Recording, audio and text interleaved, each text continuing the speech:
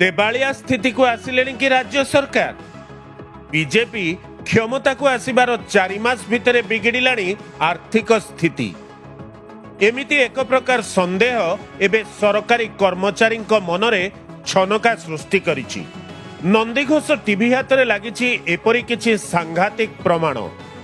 जून मासर दरमारे घर भड़ा भत्ता मिली किंतु जुलाई मासरू कर्मचारी को मिलुनी घर भड़ा भत्ता। दरमा स्लिप रु गायब हो जाइछि घर भड़ा बाबद अलाउंस।